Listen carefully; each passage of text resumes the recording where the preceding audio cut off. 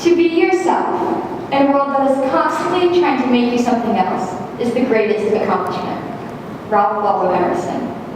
Good evening, my name is Betsy Truex, and today I'm going to talk to you about how you are where you were told to be. In the United States, from the early ages of elementary school, children are classified into different classifications. These classifications start very early on with the gifted program.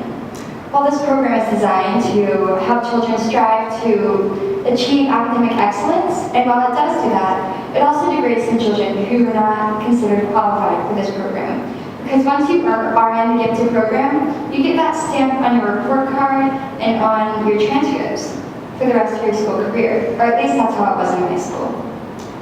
These gifted programs continue on as they move into high school and middle school with different classes. Now these classes are no longer just a special program that you're in, but every class that you're in is labeled. You're either in the honors classes or specifically the regular classes. When I was in 7th grade, I was moved back to America very suddenly, and I went to public school. I had been homeschooled for most of my life, and I went to Logos for 1 semester before this experience.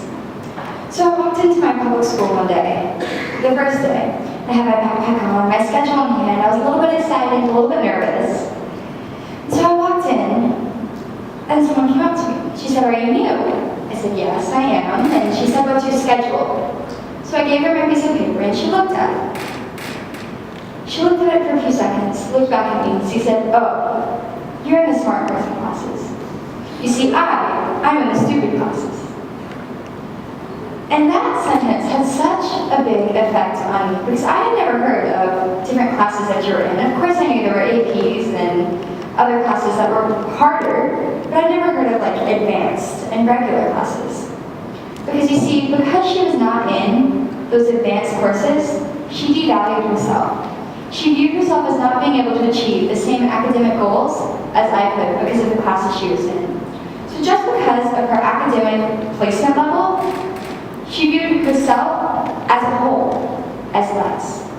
And I know that because I saw that as we went through school.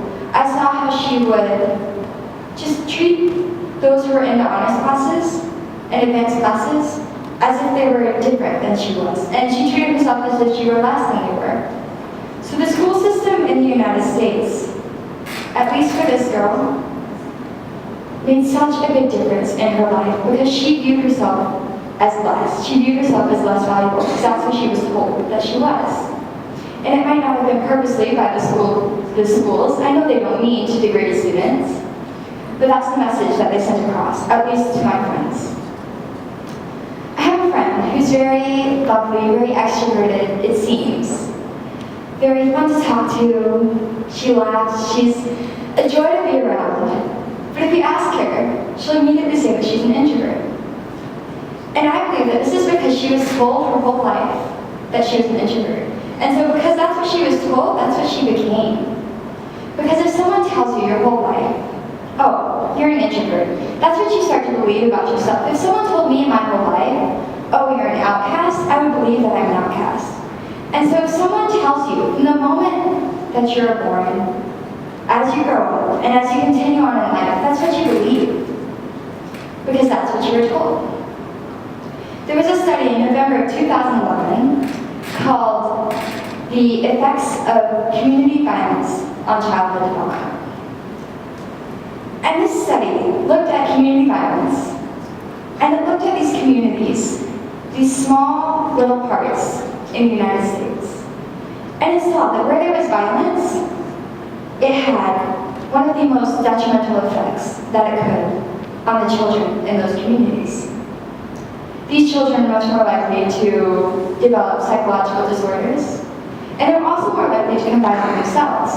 Because as children, we see and we do what we see, because that's how we learn.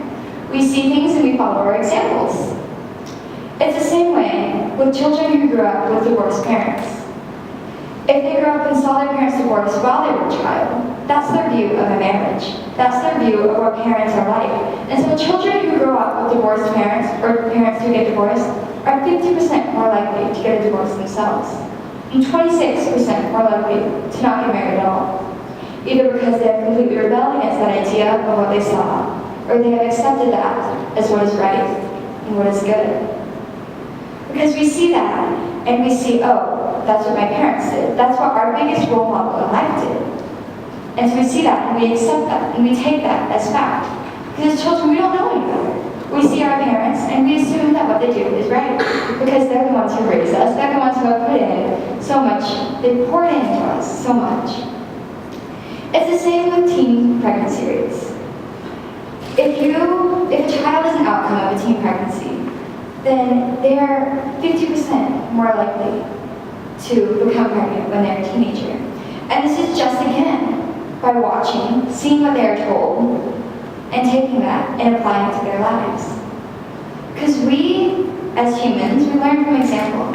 And those examples that we are given are so profound to us. Children, if you tell them 10 things, they could take one thing and hold on to that thing. It doesn't matter if you told them that Santa Claus isn't real. It doesn't matter if you told them that the Easter Bunny isn't real. If you told them that the Tooth Fairy only comes every other tooth, they could hold on to one thing, and they could take that, and they could hold on to it. And it doesn't matter so much how many things you tell them, but it matters what sticks out to them. It's the same with old people going through Alzheimer's who have been diagnosed with that. They can take one thing, they might forget everything else, but they will take one thing and they will hold on to it because that's what you tell them. So by nature, we take what we are told and we remember it and we apply it to our lives. So as we see our future generations rising up, as we as high school students, my peers and I, as we walk through the halls, if those little elementary children see us, and they see us maybe violating dress code, maybe complaining about teachers, complaining about classes, gossiping about people, that's what they see and that's what they view as their example for how they should live their life.